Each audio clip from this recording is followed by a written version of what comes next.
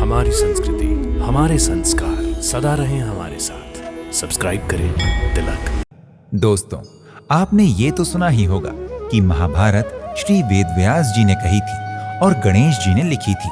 लेकिन क्या आप ये जानते हैं कि गणेश जी ने किस स्थान पर बैठकर महाभारत लिखी थी?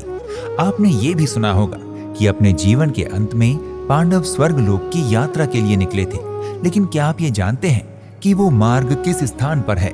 क्या आप जानते हैं कि भारत का पहला गांव कौन सा है? भारत की पहली दुकान कौन सी है? तो चलिए आज हम आपको उस स्थान पर ही लेकर चलते हैं जो इन प्रश्नों का उत्तर है।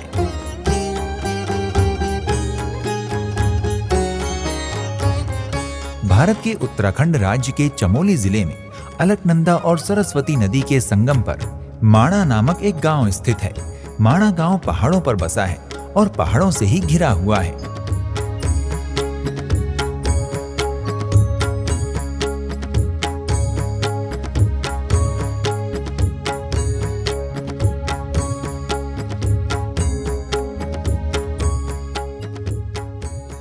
माणा गांव से कुछ किलोमीटर दूर ही भारत चीन की सीमा आरंभ हो जाती है। तिब्बत से 26 किलोमीटर दूर और माना दर्रा से पहले स्थित ये भारत का पहला गांव है जिससे लगकर राष्ट्रीय राजमार्ग 7 गुजरता है। समुद्र तल से माणा गांव की ऊंचाई लगभग 18,000 फीट है। गांव के एक चौराहे पर 2 रास्ते दिखाई देते हैं। एक रास्ता गणेश गुफा और व्यास गुफा की तरफ जाता है तथा दूसरा रास्ता केशव प्रयाग, सरस्वती धाम और भीम पुल की तरफ जाता है। गांव के लोगों की सलाह माने तो माणा गांव घूमने का क्रम इस प्रकार होना चाहिए। सबसे पहले गणेश गुफा, फिर व्यास गुफा, उसके बाद भीम पुल तथा सरस्वती धाम और अंत में वसुधारा। चलिए हम इसी क्रम में आपको माणा गांव घुमाते हैं। सबसे पहले हम चलते हैं गणेश गुफा की ओर। गणेश गुफा की कथा महाभारत काल से संबंधित है। इसी स्थान पर श्री वेदव्यास जी द्वारा वर्णित पुराणों एवं महाभारत ग्रंथ को श्री गणेश जी ने लिपिबद्ध किया था। मान्यता है कि जिस गुफा में बैठकर श्री व्यास महाभारत कह रहे थे उस गुफा को व्यास गुफा कहा जाता है तथा जिस गुफा में बैठकर व्यास जी को सुनकर गणेश जी महाभारत लिख रहे थे उस गुफा को गणेश गुफा कहा जाता है। ये गुफाएं प्राकृतिक ही हैं, लेकिन बाहर से कुछ आधुनिक निर्माण करके इन्हें मंदिरों का रूप दे दिया गया है। इसी स्थान पर श्री वेदव्यास जी ने वेदों को 4 भागों में विभाजित किया था तथा 18 पुराणों की रचना की थी। गणेश गुफा में गणेश जी की तथा व्यास गुफा में महर्षि वेदव्यास जी की प्रतिमा स्थापित हैं।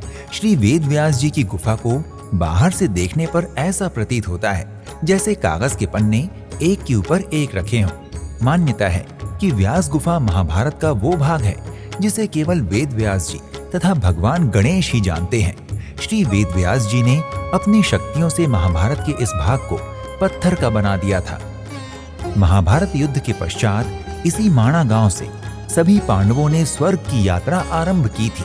लेकिन मार्ग में एक एक करके युधिष्ठिर के अलावा सभी पांडवों ने प्राण त्याग दिए। पांडवों में से केवल युधिष्ठिर ही स्वर्ग तक पहुंच सके थे। आज भी यहाँ उस पुल को देखा जा सकता है जो भीम ने सरस्वती नदी को पार करने के लिए स्वर्ग जाते समय बनाया था। महाबली भीम ने सरस्वती नदी को पार करने के लिए एक विशाल पत्थर की शिला को उठाकर इस पुल का निर्माण किया था। उन्हीं के नाम पर इस पुल का नाम भीम पुल रखा गया है। भीम पुल के बगल में ही सरस्वती धाम है जहां सरस्वती माता का मंदिर निर्मित है।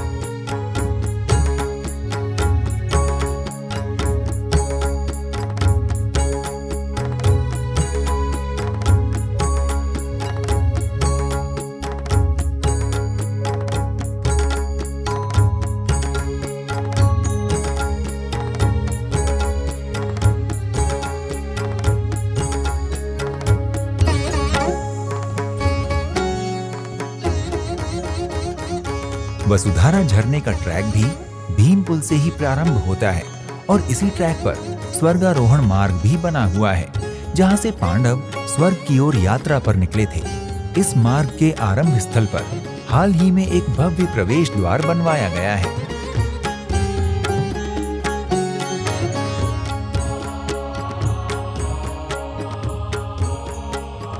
भीम पुल तथा सरस्वती धाम से स्वर्गारोहण मार्ग की ओर 5 किलोमीटर बढ़ते हुए आप वसुधारा झरने पर पहुंच जाएंगे। माणा गांव का वसुधारा झरना एक बहुत बड़ा प्राकृतिक पानी का झरना है जो लगभग 400 फीट की ऊंचाई से गिरता है। कहते हैं कि वसुधारा झरने का पानी केवल साफ और सच्चे हृदय वाले प्राणियों पर ही गिरता है। दुष्ट आत्माओं और पापियों पर इस झरने की एक बूंद भी नहीं गिरती। यहाँ दिखाई देने वाली सरस्वती नदी का उद्गम स्थल भी माणा गांव ही है। सरस्वती नदी माणा गांव से थोड़ा आगे जाकर अलकनंदा नदी से मिल जाती है। दोनों नदियों के संगम स्थल को केशव प्रयाग के नाम से जाना जाता है। इस संगम के बाद सरस्वती नदी कहीं दिखाई नहीं देती। सरस्वती नदी को अब एक लुप्त नदी ही माना जाता है, लेकिन एकमात्र माणा गांव में अभी भी इसके दर्शन होते हैं। सरस्वती नदी के लुप्त होने के पीछे भी एक कथा है। कहते हैं कि जब गणेश जी महाभारत का लेखन कर रहे थे, उस समय सरस्वती नदी अत्यधिक शोर तथा वेग के साथ प्रवाहमान हो रही थी। जब किसी भी प्रकार सरस्वती नदी ने अपना वेग कम नहीं किया, तब गणेश जी ने क्रोध में आकर सरस्वती नदी को श्राप दे दिया कि इस स्थान के आगे तुम किसी को भी दिखाई नहीं दोगी। तभी से सरस्वती नदी लुप्त हो गई है। इन पौराणिक प्रसंगों से संबंधित स्थलों के अलावा माणा गांव का एक और मुख्य आकर्षण यहाँ स्थित भारत की प्रथम दुकान है।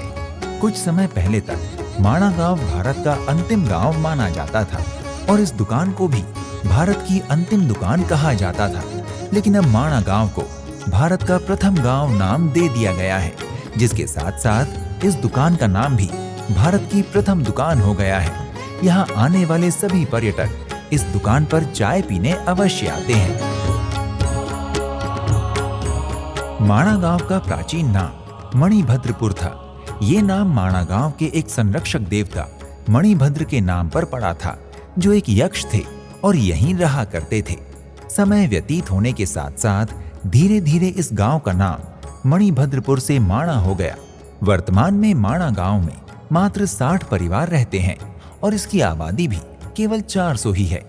इस गांव में 6 महीने बहुत अधिक बर्फबारी होती है, इसलिए यहाँ के निवासी 6 महीने माणा गांव में तथा 6 महीने चमोली में रहते हैं। प्राकृतिक सौंदर्य का आनंद लेते हुए माणा गांव घूमते समय आपको यहाँ के अनेक घरों की बाहरी दीवारों पर हिंदू देवी देवताओं तथा ऋषि मुनियों की भव्य और सुंदर पेंटिंग्स दिखाई देती हैं। प्राकृतिक सौंदर्य से भरपूर माणा गांव तक आने के लिए आपको पहले बद्रीनाथ आना होगा। हवाई मार्ग द्वारा बद्रीनाथ आने के लिए आप केवल देहरादून के जॉली ग्रांट हवाई अड्डे तक आ सकते हैं। इसके आगे की यात्रा के लिए आपको सड़क मार्ग पर निर्भर होना पड़ेगा। ट्रेन की यदि बात की जाए तो बद्रीनाथ का निकटतम स्टेशन ऋषिकेश है। ऋषिकेश से राष्ट्रीय राजमार्ग 58 पर बद्रीनाथ 295 किलोमीटर दूर स्थित है, जहां तक आप बस अथवा टैक्सी से आ सकते हैं। आप सड़क मार्ग की सहायता से भी बद्रीनाथ पहुंच सकते हैं। उत्तराखंड राज्य के सभी प्रमुख स्थलों से बद्रीनाथ सड़कों द्वारा अच्छी तरह जुड़ा हुआ है, इसलिए आप बसों और टैक्सियों के अलावा निजी वाहन से भी बद्रीनाथ आसानी से पहुंच सकते हैं। बद्रीनाथ से माणा गांव के लिए शेयरिंग टैक्सी मिल जाती है। आप चाहे तो बद्रीनाथ से माणा गांव तक अलकनंदा नदी के किनारे किनारे लगभग 3 किलोमीटर पैदल चलकर भी पहुंच सकते हैं। मित्रों, आज का हमारा वीडियो आपको कैसा लगा? कमेंट के द्वारा हमें अवश्य अवगत कराएं और यदि आपको ये वीडियो अच्छा लगा है तो इसे लाइक करके अपने मित्रों के साथ भी शेयर करें। शीघ्र ही आपसे एक अन्य धार्मिक स्थल की यात्रा पर फिर से भेंट होगी। प्रणाम। इति शुभम।